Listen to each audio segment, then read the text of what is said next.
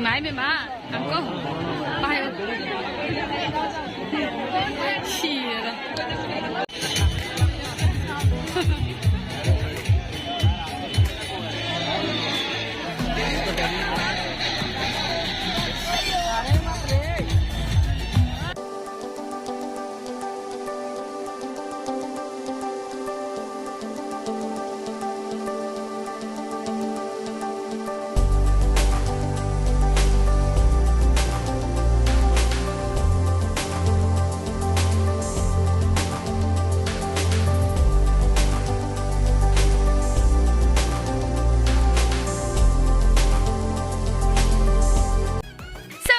ngasi video se kain na the aina dom khiteng kha click to rakpane ado si han haidi mamang da ai mayam utram nok seri ngasi video si da maram di hana video da ai hai ho mayam da aduga ngasi video se aina dum namu ya na khanba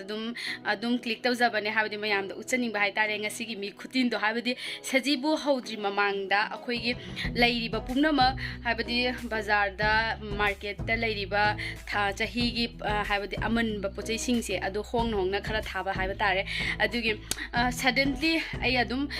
kano habdi yam sare sida Tripura yam sare ba khusari haifam khangre ado chaloi num tawramane ba nan kuire moi thamu phare tawbase phambase chaloi hain tawramane ado ngasi di chathure na chathure badi adum numida waram da khara thabak se leiba hai tare tawonda aduga inaw bi da chala sai na haire ai inaw bi ka chalure chatpi matungda aina haire video tawsira tawrojina khanmane ba de mohoi gi mi khutin do ngasi gi hai ma changsi ra ju khalle adi am chang agi yengage posen adi changbadu di hana changbadu di hawbadu ngamdre ba ko adi ko na video se am tawram ba minute among tawraga adi khutse thangana lebadu ga adu gi mi khutin nuna ne video na masi yadra ba adu bayam na su engbiram gani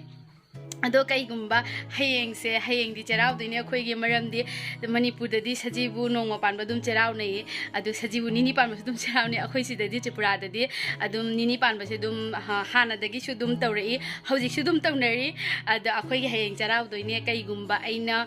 free oi ba thoklaba di hayeng gi cherau ba se ai mayam da su share tawjarakani ado ngasi gi video se ngasi gi mi khutin do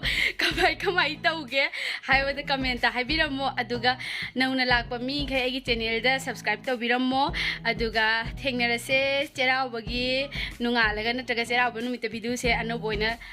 thagalage adu so mayam ngi from the wish tawjari happy sajibu cherau ba and see you next video